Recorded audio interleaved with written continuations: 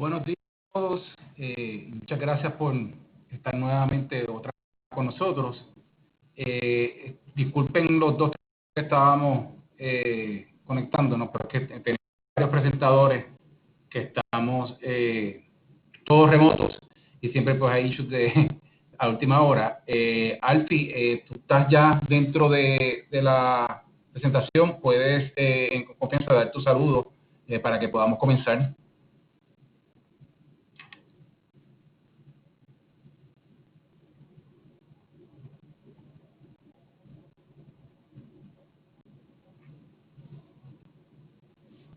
Alfie, no te escucho. No sé si el resto del grupo te está escuchando.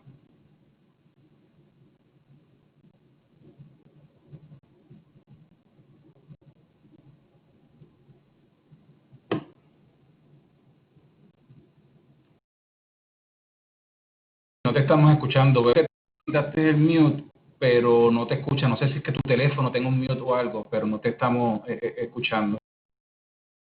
Vamos a darte un minuto y más, si no comenzamos y luego...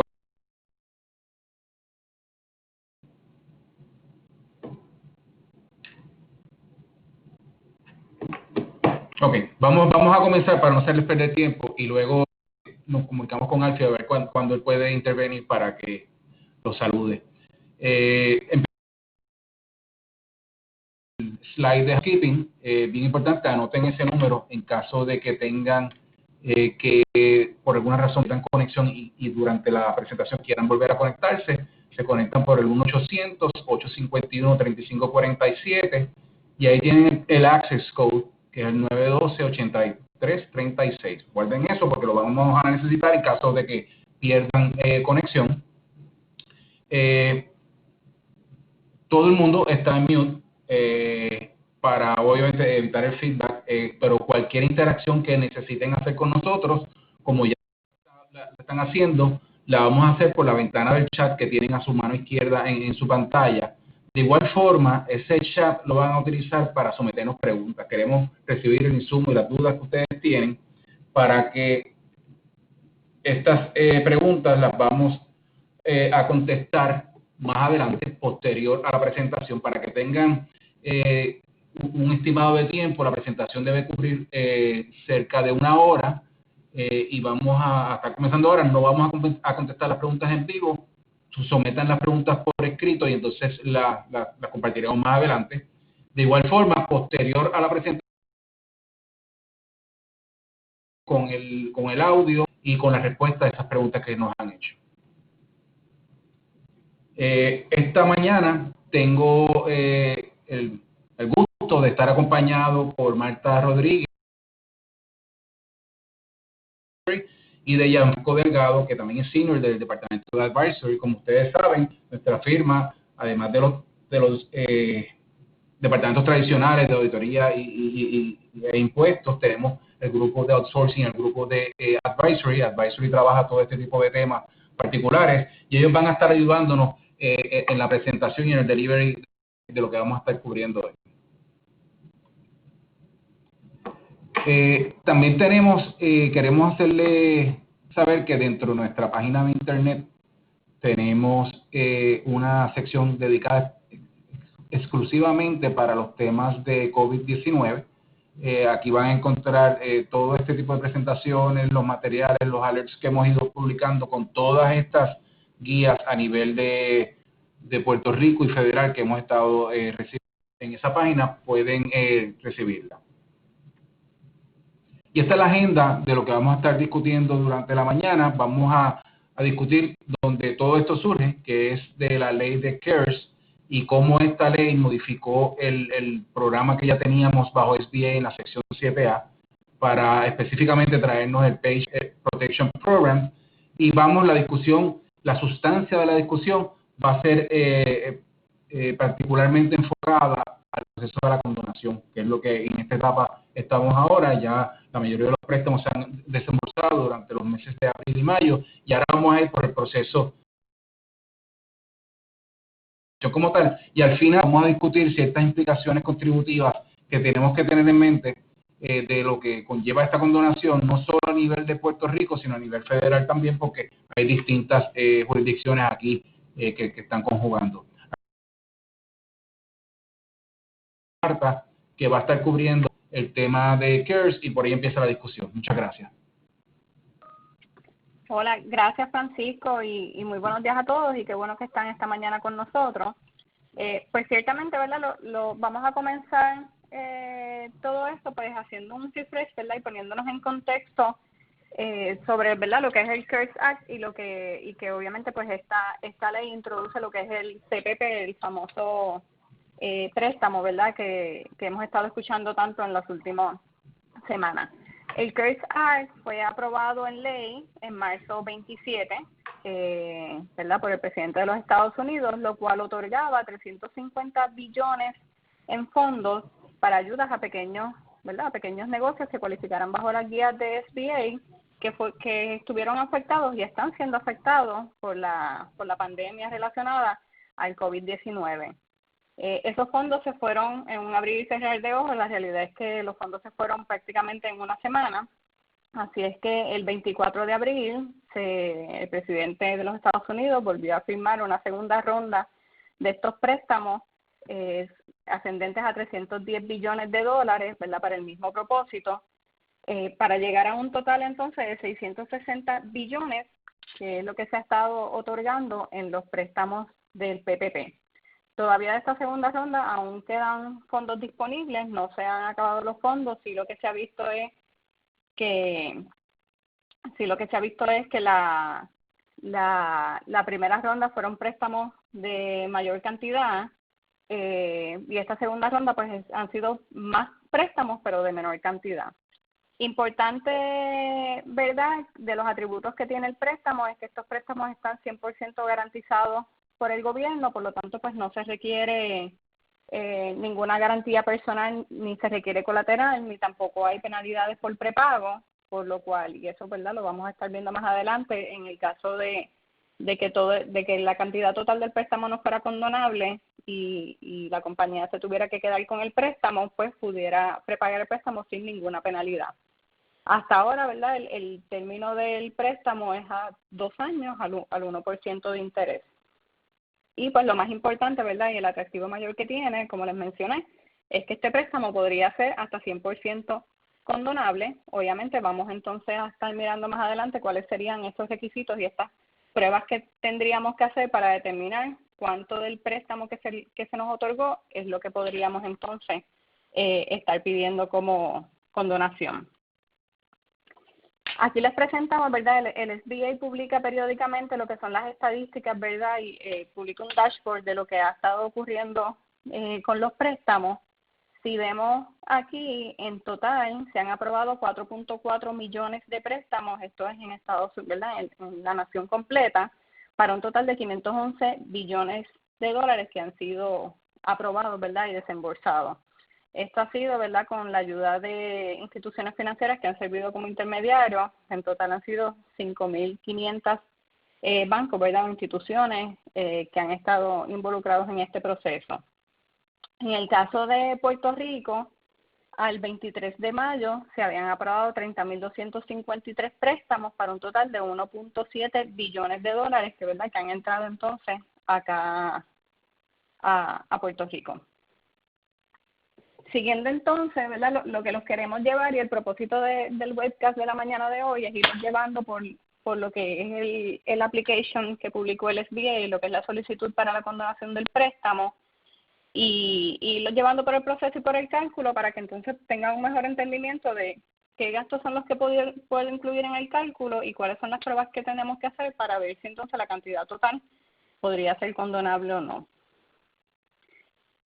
Vamos a llevarlos entonces por ¿verdad?, lo que es el Loan Forgiveness Process. Sí es bien importante, ¿verdad?, y para ponerlos en perspectiva, esto ha habido desde que se constituyó en ley, ¿verdad?, lo que es el CARES Act, y se han estado otorgando los préstamos. Ha habido muchas dudas y muchas preguntas relacionadas al proceso de la condonación y muchos detalles. Había habido muchos Q&A hasta el momento. El 15 de mayo es que entonces el SBA publica lo que es la solicitud para la condonación, y el 22 de mayo, que eso, ¿verdad?, los otros días, hace una semanita atrás, fue que ellos publicaron el Final Interim Rule, que expande, ¿verdad?, un poco lo que está incluido en el application form. Pero la realidad es que la solicitud del préstamo pues está bastante detallada y lleva bastante, ¿verdad? Tiene bastante detalle para seguir en cómo hacer el cálculo, pero pues vamos a ir por ella ahora mismo.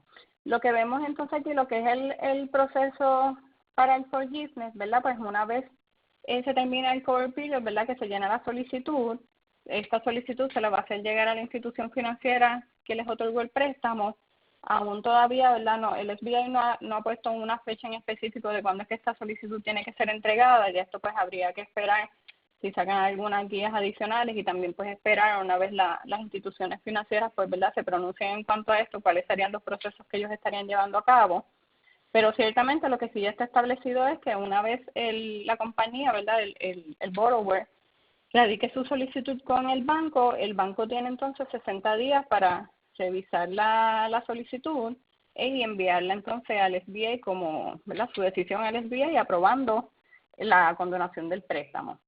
Una vez entonces que el SBA la reciba, el SBA tiene 90 días para dejarle saber al lender su decisión, ¿verdad?, si está de acuerdo con proceder con la condonación o si tiene algún ajuste. Y pues ya el lender, ¿verdad?, la institución financiera, sería entonces quien le estaría notificando al borrower, ¿verdad?, al solicitante, sobre la decisión de cuál cantidad, si alguna, pues sería condonable. Yéndonos entonces, aquí lo que les presentamos es un snapshot de la solicitud. Esta es la página 3 de la solicitud y este es básicamente lo que es el summary y lo que nos dice entonces cuánto sería la cantidad condonable. Aquí lo que vemos es que en la parte superior es información general del borrower sobre pues el número del préstamo, la cantidad del préstamo, cuál es el número de empleados que tenían a la fecha del loan application, cuál es su cover period, cuán frecuente es su nómina.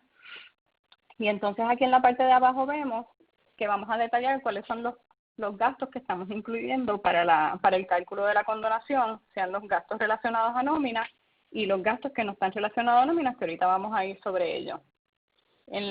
¿Verdad? Ya en la parte de abajo en la solicitud, ya que es entonces donde llegamos a determinar cuánto sería la cantidad de la condonación, y es que básicamente nos da escoger entre tres, ¿verdad? Tenemos que escoger el menor entre tres alternativas. Uno es pues la cantidad total del préstamo que se nos otorgó, que ese sería como que el tope, el 75%, ¿verdad?, de los salarios, o sea que los salarios no pueden ser más del 75% de la condonación, hay un límite ahí, o lo que ellos llaman un modified total, que básicamente, y eso lo vamos a ver en detalle, que Gianfranco nos va a estar asistiendo en esa parte. Tenemos cuánto es el total que se nos otorgó del préstamo y hay que hacer unas pruebas dependiendo pues el número de empleados que se tiene durante el cover period y los salarios que se están pagando, y ver si habría que hacer algún ajuste o alguna reducción en la cantidad de la condonación.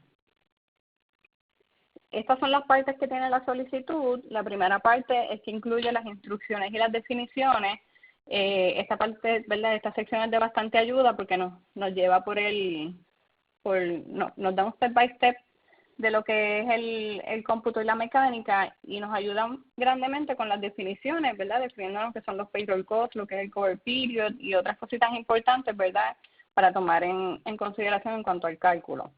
Lo que es el calculation form fue lo que les acabamos de enseñar ahora mismo, que es básicamente el summary, ¿verdad?, de lo que es el cálculo, y recoge los resultados de todos los cómputos. Las certificaciones del solicitante, del borrower, que esto pues ya son, al igual como cuando se llenó la solicitud del préstamo, hay que hacer ciertas certificaciones, ¿verdad?, y ciertas representaciones por parte de la compañía. El Schedule A, que es el cálculo del Modified Total, que es el que vamos a estar discutiendo ahorita, que son estos posibles ajustes que habría que hacer a la cantidad de la condonación. El Schedule A Worksheet, que es pues el detalle y donde vamos entonces a documentar lo que es el cálculo de si hubo una reducción en salario durante el cover period. También la solicitud nos incluye una sección donde nos explica cuáles son los documentos requeridos para sustentar los cálculos y la cantidad de la condonación para los diferentes tipos de costos que se están incluyendo, como ¿verdad? Los gastos de nómina y estos otros gastos que no tienen que ver con nómina.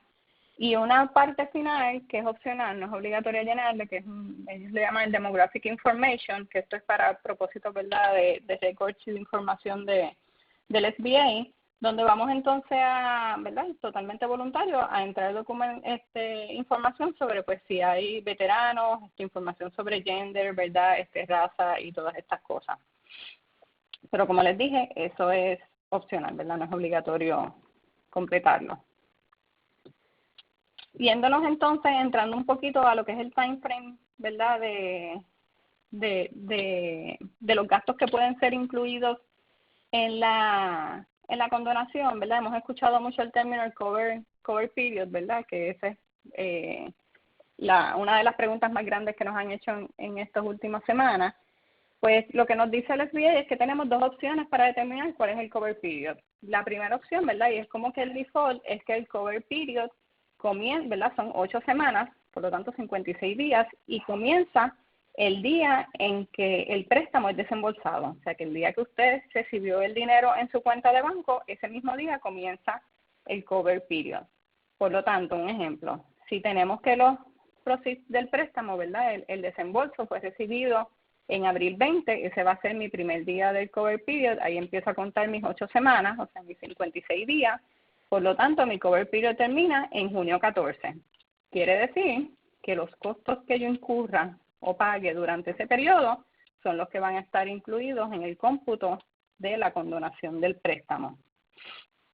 Si ahora con la solicitud se introduce lo que es ¿verdad?, este nuevo término del Alternative Special Cover Period, que básicamente lo que trata es de simplificar un poquito y ayudar un poco a aquellas compañías, a aquellos borrowers, que tengan un schedule de nómina que sea bisemanal o más frecuente, o sea, sea, por lo tanto, bisemanal o semanal. Y lo que nos dice es que que el cover period para propósitos de nómina podría comenzar el día que comienza la próxima nómina luego de desembolsado el préstamo. Por ejemplo, para darles un ejemplo aquí.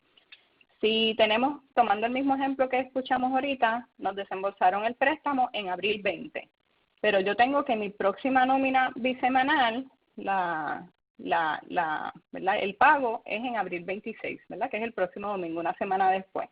Pues me permite la opción, en vez de entonces tener que empezar a contar mi cover period desde abril 20, pues poderlo empezar a contar desde abril 26, y ahí pues me da un poco, ¿verdad?, es más fácil porque ahí entonces el cover period me va a cuadrar con los periodos de nómina. Por lo tanto, entonces el cover period, en vez de terminarse en junio 14, como era bajo la primera opción, pues se terminaría en junio 20, y ahí pues me cuadra con las nóminas. Si bien importante, ¿verdad?, y esto solamente aplica para aquellos periodos de nómina que son, ¿verdad?, para las compañías que tienen periodos de nómina bisemanales o más frecuentes. Si la compañía paga las nóminas mensuales o 2 veces al mes, ¿verdad?, en este caso quincenal, no les aplica esta opción y tienen que irse obligatoriamente por la primera opción, que fue la que discutimos anteriormente, que es que comienza el día que se desembolse el préstamo. Importante con el Alternative Special Cover Period es que esto solamente aplica para los gastos relacionados a nómina. Por lo tanto, ustedes saben que para esto del cálculo de cuando se fue a solicitar el préstamo y ahora para la condonación, se incluyen gastos de nómina y gastos que no son de nómina, que son básicamente renta, utilities e intereses. Pues el Alternative Cover Period solamente aplica para los gastos que tienen que ver con nómina. Los demás gastos, para propósitos de determinar cuáles son los costos que van a caer durante el periodo, se debe coger la opción 1, que es el Cover Period, comenzando el día en que el préstamo es desembolsado.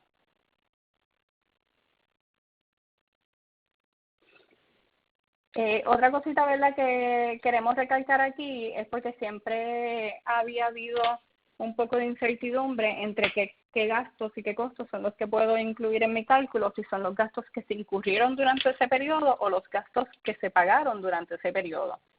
Lo que nos explica las instrucciones de la solicitud y el guideline que salió luego es que se pueden tomar tanto los gastos que se incurrieron durante el periodo como los gastos que se pagaron durante el periodo.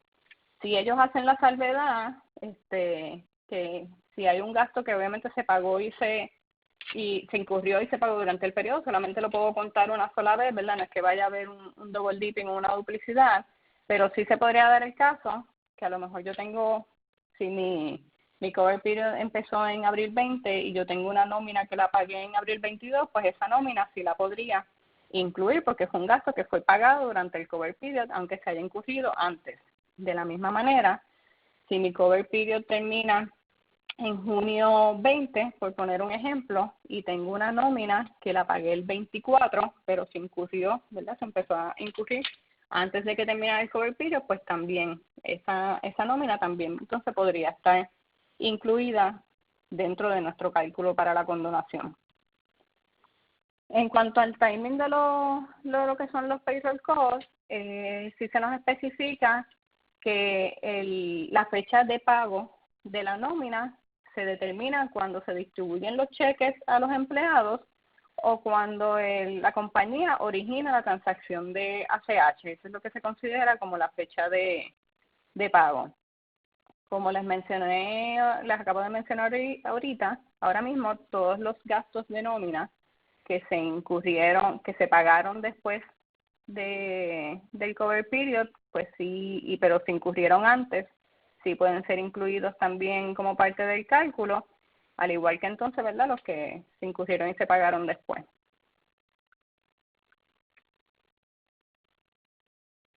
Yéndonos entonces aquí, vamos a entrar un poquito, ¿verdad?, vamos a entrar más de lleno en qué son estos gastos que yo puedo incluir en el cálculo, y vamos entonces a comenzar con lo que son los payroll costs. Básicamente, ¿verdad? Lo que siempre debemos tener en mente es que para calcular la condonación del préstamo debemos utilizar la misma base que utilizamos para el cálculo del préstamo como tal.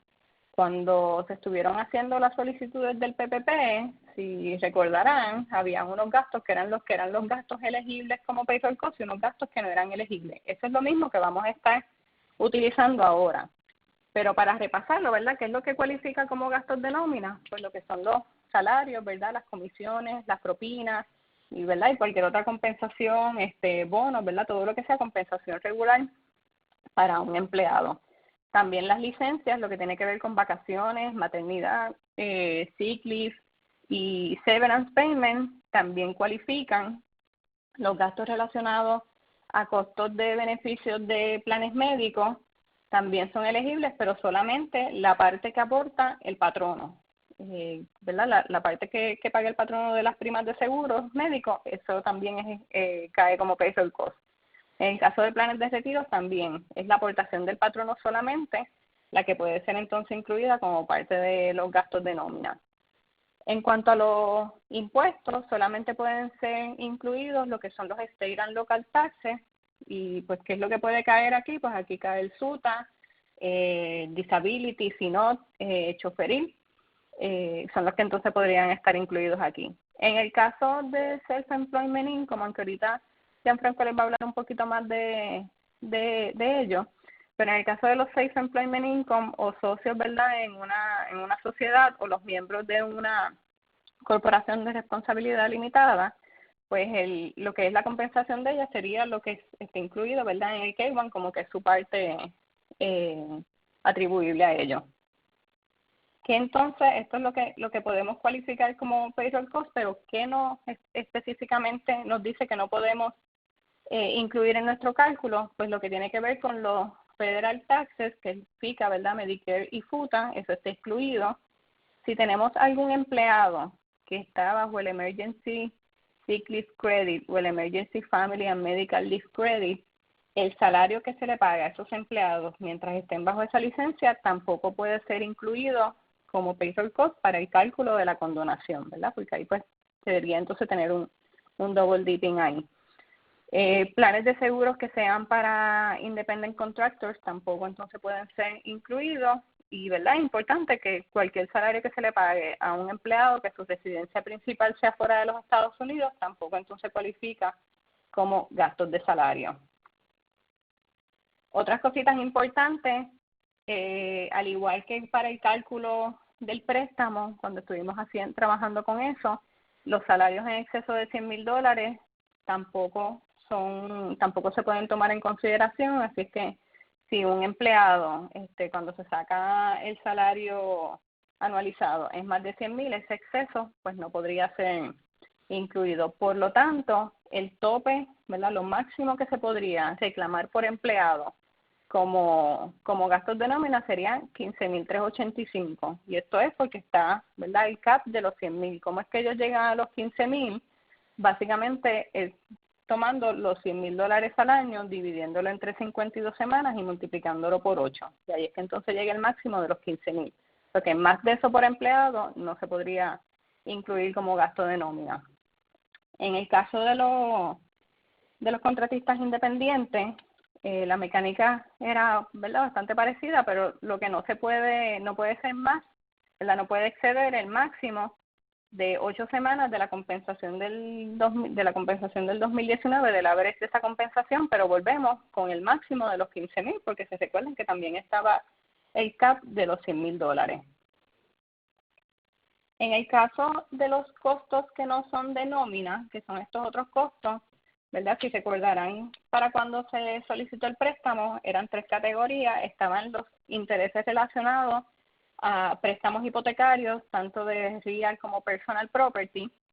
Teníamos también las obligaciones de renta o pagos de leases que se hicieran durante el cover period y los utility payments. Bien importante, ¿verdad? Aquí se establece como fecha febrero 15 de 2020, que para poder tomar alguno de estos costos, ¿verdad?, de estos gastos, tiene que ser una obligación que ya estuviera in force esa fecha. Por ejemplo, en el caso de una hipoteca, la hipoteca tenía que existir a febrero 15 del 2020 para que los intereses que entonces estamos tomando sean elegibles. Igual en el caso de la renta o de los leases, los contratos de renta tenían que estar vigentes a la fecha de febrero 15. Y en el caso de las utilidades, lo mismo, el servicio también tenía que estar en vigencia a febrero 15 para que pueda ser entonces considerado bajo este cómputo. En el caso de los utilities, lo que cualifica aquí es electricidad, agua, gas, transportación, teléfono o internet.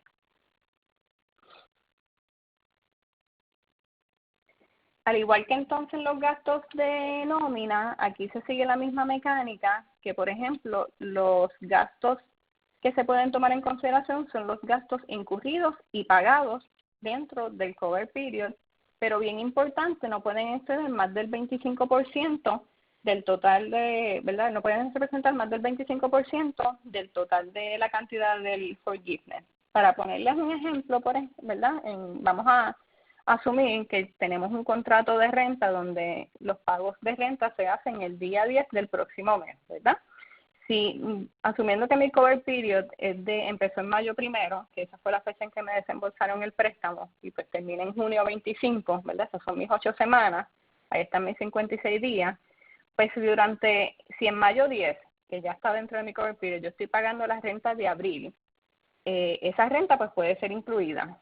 Sí, obviamente, pues la renta de mayo la pagué en junio 10, también es incluida, y la renta de junio la estoy pagando en julio 10, pues también puede ser incluida. Por lo tanto, podemos tomar los 3 pagos como parte de mi total de gastos de renta que voy a considerar para el cómputo, ¿verdad? Aquí lo importante es que de momento podemos decir, pues que bueno, puedo tomar más de 2 pagos y a lo mejor eso me ayuda, pero recuerden que la cantidad de no payroll cost está hasta ahora mismo, ¿verdad?, está sujeta a que no puede exceder el 25% del total de la condonación.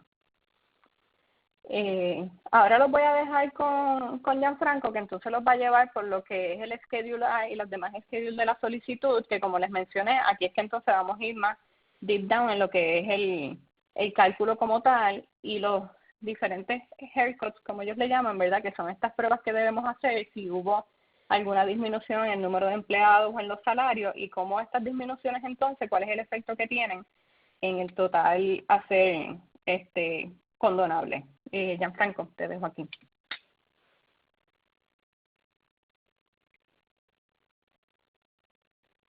Hola, pues muchas gracias, Marta, por las explicaciones de las variables que se van a estar tomando en cuenta para realizar nuestro cálculo. Ahora entonces yo les voy a hacer un overview de los diferentes cálculos que se van a tener que hacer para para poder calcular cuánto es que ustedes van a poder condonar del préstamo que han recibido. Tenemos entonces el resultado de todo este análisis que vamos a estar haciendo y siguiendo las guías que están en la forma, y una vez ustedes la vayan llenando se van a dar cuenta, el endgame de todos esos cálculos es calcular 3 números.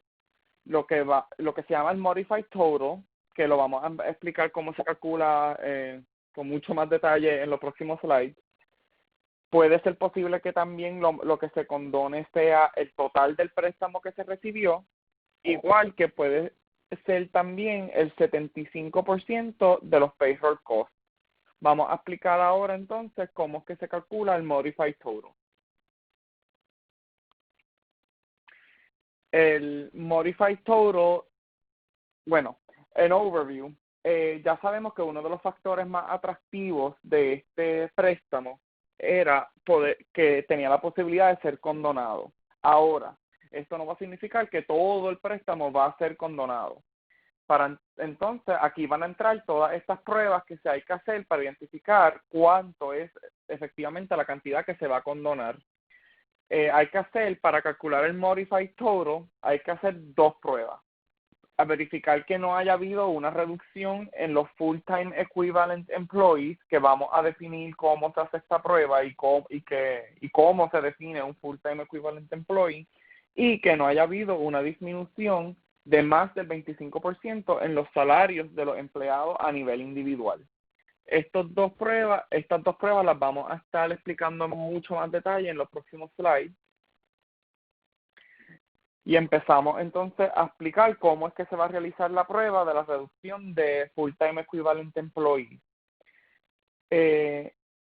La condonación del préstamo está atada proporcionalmente a la cantidad de empleados que uno tenía.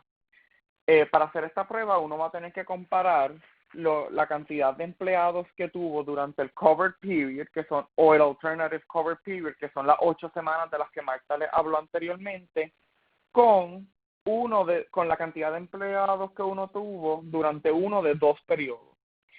Estos periodos pueden ser la cantidad de promedios de empleados que tuviste desde febrero 15, 2019 a junio 30, 2019, o enero 1, 2020 a febrero 29, 2020. Aquí le da la oportunidad a los negocios a que escojan la cantidad que más les convenga para hacer este cálculo.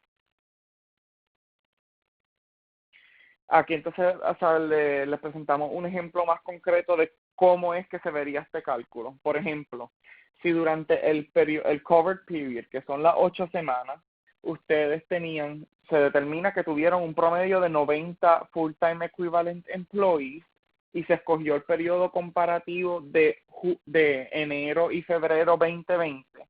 Y ahí se determinó que tenían 100 empleados FTEs, pues ya sabemos que entonces la condonación va a estar atada a ese 90%. Va a haber un 10% de reducción causada por la reducción en FTEs.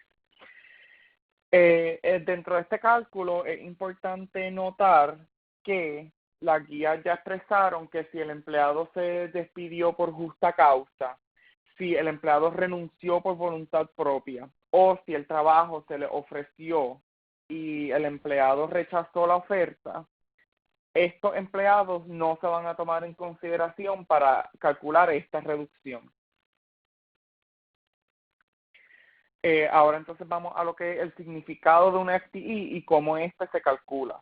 Pues un Full-Time Equivalent Employee, pues originalmente no estaba definido en las guías originales. Ahora, cuando entonces se emitió el application form, lo definieron que es un empleado que trabaja 40 horas por semana. Pues entonces, para identificar qué es un FTE, esto se divide el número de horas que trabajó en una semana dividido entre 40. Si da más que 1, este número nada más puede llegar hasta 1 porque un empleado va a ser un FTE. Para ayudar a los negocios que tienen muchos part-timers, las guías permiten que las personas que trabajen menos de 40 horas puedan utilizar 0.5.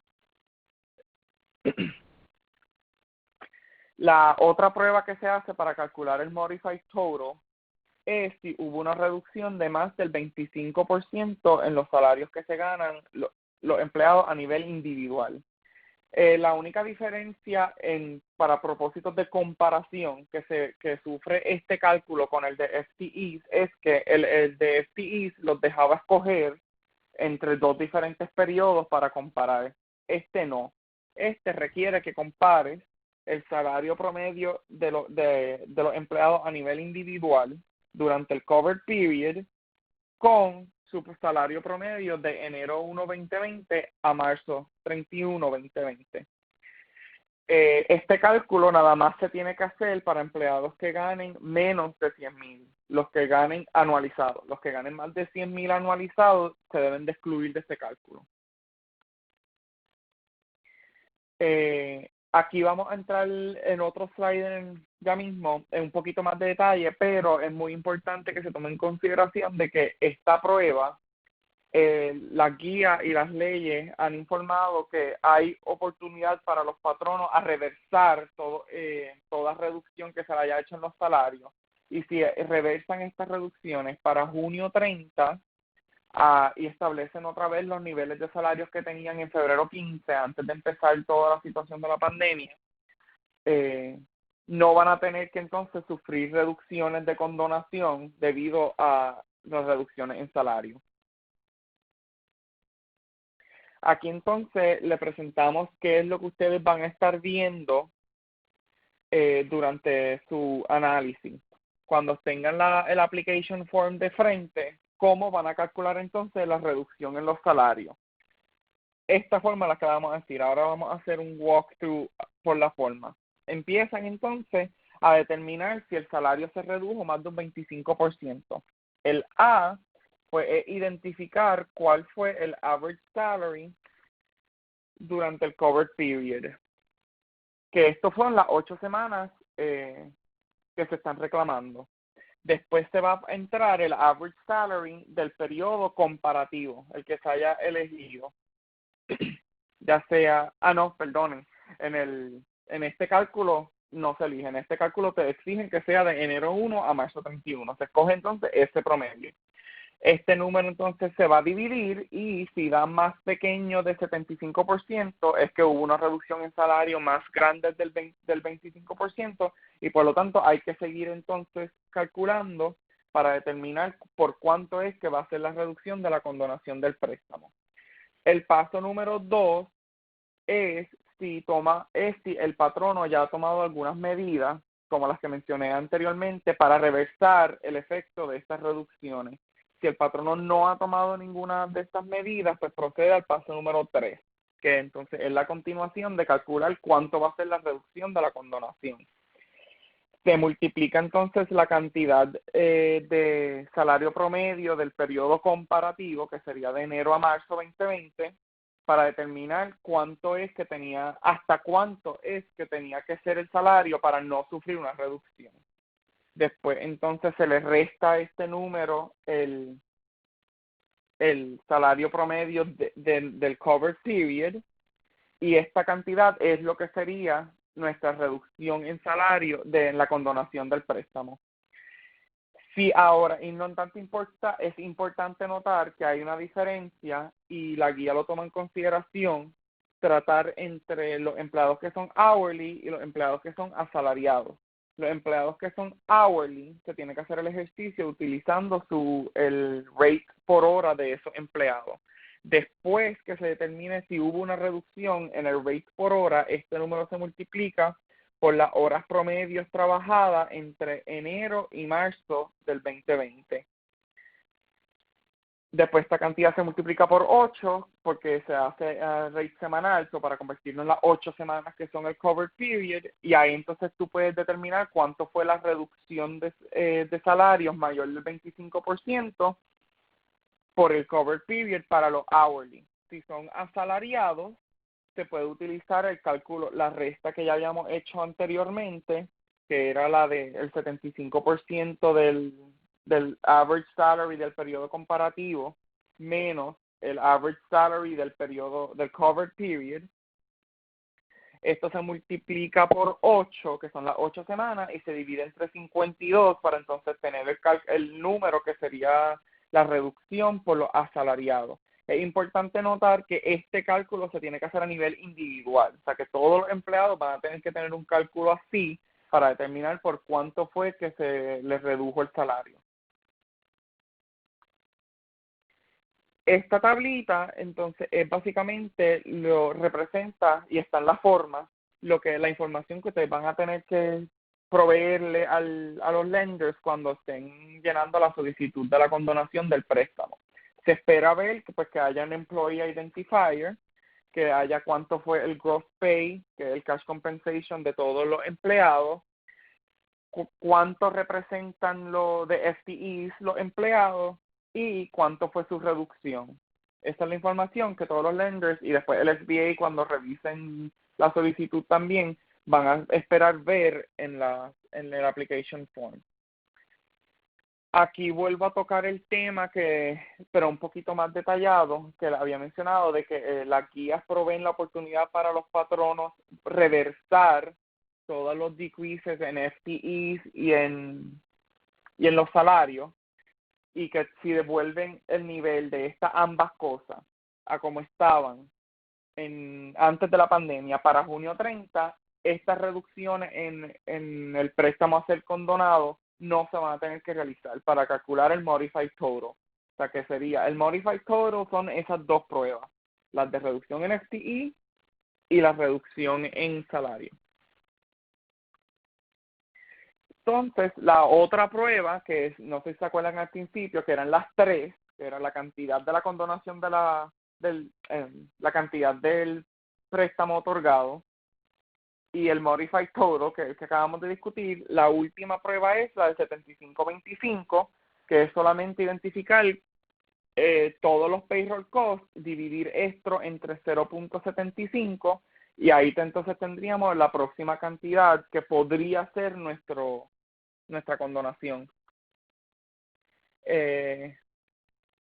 Finalmente, entonces, lo que es importante notar de cuando se está tomando en consideración es que los gastos incurridos sí van a ser más representativos de lo que ocurrió durante el cover period, durante esas 8 semanas. Pero una ventaja que podría tener entonces solamente reclamar los cash sería que va a ser más fácil proveer la evidencia de cosas que ya se pagaron. Ahora entonces vamos a hacer un short overview de entonces cómo es que todo esto se va a ver para lo que son self-employed o contractors. Ya se había identificado que la cantidad máxima de préstamo que podía solicitar una persona que fuera self-employed era 2.5 veces sus ingresos promedios durante el año 2019. Pues ahora entonces se identificó que de esta cantidad de préstamos que solicitaron las personas self-employed van a poder reclamar como condonación. La guía establece que de un listado de items, que de esos items 100% va a ser condonable, que puede ser todo el ingreso que hayas recibido durante el cover period, el interés que hayas pagado en la hipoteca, la renta del negocio y las utilidades del negocio. Ahora, ahí es importante notar que no confirman si va a pasar o no, pero que por la alta demanda puede que entonces limiten, al igual que limitan ya los de los patronos regulares, que limiten la reclamación, el 75% tiene que ser para el ingreso que se reciba durante esas 8 semanas. Y los otros gastos van a estar limitados al 25%. Y como último, en esta sección les vamos a mencionar, tenemos una tablita de resumen que les presenta entonces algunos ejemplos de la documentación que van a tener que presentar al momento de llenar su loan application, su loan forgiveness application. Esta información va a variar dependiendo de la parte que estén tratando de documentar, porque por ejemplo para el payroll documentation se puede entregar la evidencia de pago, se tiene que o un reporte de algún third party de nómina, para lo que es tuta y otros impuestos que cualifican, se pueden presentar las trimestrales. Si es para los planes médicos, pues evidencia de pago de los mismos. Si es para los planes de retiro, pues evidencia de los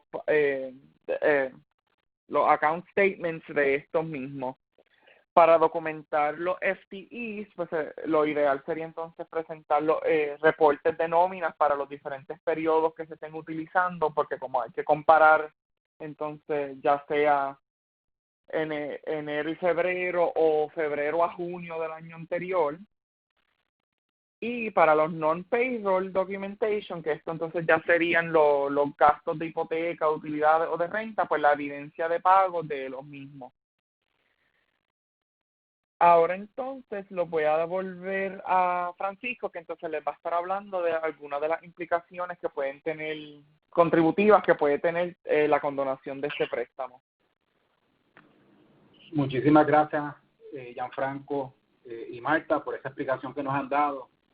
Quiero, antes de empezar con los temas contributivos, quiero hacer un paréntesis, porque todo lo que hemos discutido hasta ahora es basado en CARES Act y en alrededor de 12 comunicados que hemos recibido del SBA y del Tesoro de Estados Unidos de cómo interpretar todo este proceso del PPP y su condonación. Habrán escuchado que hace unas semanas la Cámara de Congreso de Estados Unidos aprobó otro proyecto, se llama el HEROES Act. Este proyecto, además de modificar las reglas de la condonación y del programa como tal, también asignaba casi 3 trillones adicionales en ayuda. Y desde que ya se estaba ventilando en la Cámara, ya en el Senado no había ambiente para que se aprobara el mismo, y el mismo pues ha quedado, digamos, engavetado. No obstante, ayer en la tarde la Cámara aprobó otro proyecto que no tiene esa asignación tan grande de dinero y no tiene otros elementos que el Grupo Demócrata estaba tratando de promover.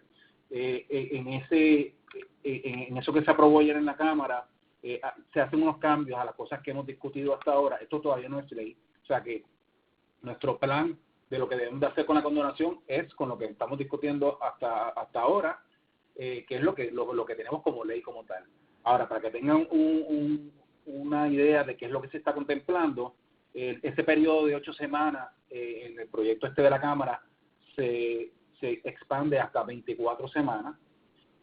La porción de los non-payroll costs se aumenta de un 25 a un 40%, por lo tanto 60% sería la cantidad de los payroll costs.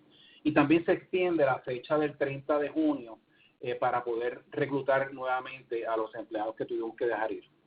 En el Senado hay otro proyecto también similar, que es solamente modificaciones al proceso de la condonación. Ahí hay una diferencia entre Senado y Cámara sobre las semanas. Sí lo expande de 8 semanas, pero no llega hasta las 24 semanas que llega el proyecto de la Cámara, sino que lo expande hasta 16 semanas. O sea que sí esperamos que a lo mejor estas reglas tengan un cambio, y para eso vamos a estar pendientes, y tan pronto tengamos conocimiento de las mismas, los vamos a estar comunicando mediante un alert, y probablemente pues dependiendo de la sustancia de lo que necesitamos, podríamos ofrecer otro webinar también para discutirlo. Así que vamos de lleno a los aspectos contributivos, y vamos a empezar con el lado federal. La misma ley de CARES, en la sección 1106I, la 1106 la de condonación, y la I específicamente dispone que la condonación del préstamo no se va a considerar como ingreso bruto tributable para propósitos federales. Acuérdense que CARES no puede enmendar el Código de Rentas Internas de Puerto Rico, o sea que esta exención es exclusiva para propósitos federales. Posteriormente, el IRS emite una guía, una notificación notice, el 30 de abril, y en ese notice dice que los gastos incurridos que dan virtud a la condonación, que con los gastos que se incurren y se pagan con el préstamo, no van a ser deducibles para propósitos federales. Y esto obviamente no fue simpático para propósitos de la comunidad de negocios, Desde el punto de vista contributivo no sorprende. Normalmente cuando tenemos ingresos exentos, en la misma medida que hay un ingreso exento, en esa misma medida se excluyen gastos que sean relacionados al ingreso exento. O sea que desde el punto de vista contributivo no sorprende. Sin embargo, desde el punto de vista de estímulo y de movimiento de desarrollo económico, pues esto puede, por ejemplo, evitar que un patrono que no tenga por qué traer de nuevo a sus empleados porque prácticamente no está produciendo, lo haga porque no va a tener ningún beneficio, al contrario, le va a costar contributivamente porque no puede deducir esos gastos. Este tema también se ha comentado si va a ser parte o no de estos proyectos que están en Cámara y Senado, de si van a permitir que expresamente se permita la deducción para propósitos contributivos federales. En Puerto Rico, ¿qué tenemos? La regla general que tenemos en Puerto Rico cuando hablamos de condonación de deuda es que la misma puede causar un ingreso tributable en la medida en que el contribuyente, en este caso el deudor, sea solvente antes y después de la condonación. ¿Y cómo se mide la solvencia? Para estos propósitos, pues sencillo, uno coge el valor en mercado de los activos, y fíjense que digo el valor en mercado, no el valor en los libros, el valor en mercado de los activos, le resto las deudas o liability que tiene el contribuyente, y si eso da negativo, pues estoy insolvente. Y si dentro de esas deudas está esta que se me va a condonar, pues yo obviamente la elimino de la ecuación para propósitos luego de la condonación, y hay que ver si sigo insolvente o no. En la medida que yo no siga con insolvencia, o sea que ya vuelva una porción de solvencia, pues en esa porción va a causar ingreso tributable. Y si obviamente antes y después era solvente, lo único que prácticamente se está condonando una deuda, pues esa condonación causa ingreso tributable en Puerto Rico. Hay unas excepciones, y una de ellas es cuando el contribuyente, en este caso es un deudor que está pasando por un proceso de quiebra, bajo el capítulo 11, está en esa reorganización y logra el discharge, el descargo de las deudas. Ese descargo no conlleva tributación porque no es ingreso bruto para propósitos contributivos. También hay ciertas condonaciones que se pueden lograr con préstamos estudiantiles que tampoco causan ingreso tributable, y también cuando ocurre una reorganización de un préstamo hipotecario sobre una residencia cualificada, que esta es la residencia principal, y este valor del préstamo no era por más de $1 millón, también se puede lograr que la condonación no conlleve ingreso tributable. Para este propósito en particular de la condonación del préstamo hipotecario, está la guía que Hacienda sacó, que es la determinación administrativa, la 1614, y ahí hay un procedimiento de qué es lo que hay que documentar para lo mismo. Ahora bien, tenemos el proyecto de la Cámara 2468, que ya fue aprobado en Cámara y en Senado, y solo espera la firma de la gobernadora para que este proyecto se convierta en la ley complementaria para atender los efectos de la economía puertorriqueña provocadas por la emergencia del COVID-19. Los que estuvieron a lo mejor en el seminario o en el webinar que dimos María de los Ángeles y yo en abril, discutimos este proyecto. Este proyecto tenía otros elementos que se han ido eliminando en el proceso legislativo, y ahora es un proyecto mucho más corto, pero lo más importante para el proceso de la discusión de hoy es que especifica que todas las ayudas federales o no federales, y incluyendo la condonación del préstamo que estamos recibiendo a causa del COVID-19, va a ser exento para propósitos contributivos. O sea que no tenemos el issue de medir solvencia o no, sino que este proyecto permitiría que esa condonación sea completamente exenta, que no tribute para propósitos contributivos, ni siquiera para propósitos de alternativa mínima, ni la contribución básica en el caso de los individuos. Y aquí va un poquito más allá de cómo fue la legislación en CARES, porque específicamente señala que los gastos incurridos por los cuales estoy condonando el préstamo van a ser deducibles. O sea que aquí tengo lo mejor de los dos mundos, porque los gastos los puedo deducir y la condonación se convierte en un gran exento que no tributaría, e inclusive esa condonación tampoco tributaría para propósitos de patente, no se consideraría volumen de negocio. Y este proyecto también trae de nuevo una figura que hacía tiempo no veíamos en el código de Puerto Rico, que son los Net Operating Loss, pero en carryback. La regla que nosotros tenemos ahora mismo es que cuando tenemos pérdidas operacionales las podemos llevar hacia el futuro y tenemos que esperar a tener ingresos tributables netos en el futuro para poder sacar beneficio de la pérdida que incurría ahora. Ahora, este proyecto me permite que la pérdida que yo ocurra exclusivamente en el año 2020 la puedo retrotraer hacia atrás 2 años. Y si en esos 2 años yo puedo o aumentar las pérdidas que tuve, o puedo, en la medida que haya tenido ingresos netos tributables y haya pagado impuestos, puedo utilizar la pérdida para disminuir ese ingreso neto tributable de los últimos 2 años, y cualquier exceso de impuestos que haya pagado lo llevo como un crédito hasta el año 2020 y podría solicitar un reintegro de ese exceso en el 2020. Hay un límite, número 1, que la pérdida no puede ser mayor de $200,000, la que estoy llevando hacia atrás, y el reintegro, en caso de darte, no puede ser mayor de $50,000. Los que recuerden también, sabemos que desde el 2011 se le han venido haciendo unos ajustes a las pérdidas operacionales, que si el 80%, el 90%, etcétera. Al día de hoy, la pérdida operacional que yo tengo, que yo arrastro, que yo llevo hacia el futuro, está limitada al 90% del ingreso bruto, del ingreso tributable en aquel año en que se va a utilizar. Pues aquí se hace la salvedad que esos límites no van a aplicar para propósito de cuando estoy llevando la pérdida del 2020 hacia atrás, o también me da la opción de llevarla hacia el futuro, y en el año en que la use en el futuro no va a tener tampoco el ajuste del 90%. Y esto aplica a contribuyentes que tienen menos de 10 millones en ingreso bruto, para propósitos de determinar si es elegible o no. Hasta aquí tenemos la discusión de lo que teníamos para justamente 1 hora. Nos quedan prácticamente 90 segundos para cumplir la hora. Tenemos una serie de preguntas que han ido anotando en el chat, y como nos comprometimos, las vamos a contestar y las vamos a someter a toda la audiencia por escrito, al igual que van a recibir próximamente durante el día copia de la presentación y copia de un link para que puedan acceder el audio también de la presentación y lo puedan escuchar nuevamente de ser necesario. Nuestra información de contacto también la tienen, que estamos a sus órdenes.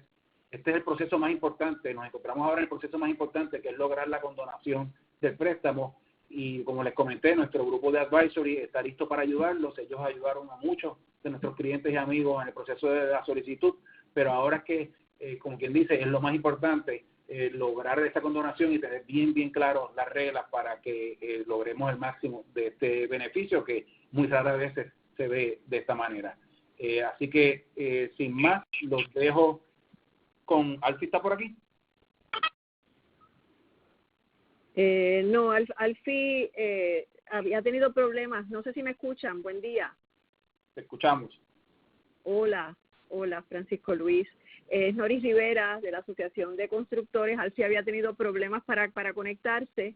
Quiero darle las gracias a nombre de la Asociación de Constructores, al equipo de KeyBank, a María, por supuesto, miembro de nuestra Junta de Directores, que siempre es tan colaboradora, a Francisco Luis, que no solamente en esta situación, sino en todo el año siempre nos está ayudando, a Ginette, por supuesto, y al resto del equipo.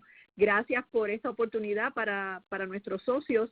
Tuvimos un webcast con ustedes, como tú bien mencionaste, en abril, y vemos cómo esto sigue cambiando, y obviamente necesitamos de un grupo experto para que pueda ayudar a todos nuestros socios y otros no socios que se han unido. Creo también que hay socios de Hecho en Puerto Rico, así que le damos las gracias por esta oportunidad y esperamos que puedan sacar provecho de esta información y que podamos seguir tomando todas las medidas cautelares para seguir trabajando y moviendo la economía. Excelente. Muchas gracias, Nori. Y nada, muchas gracias a todos, que sigan saludables y nos veremos en una próxima ocasión. Gracias. Gracias.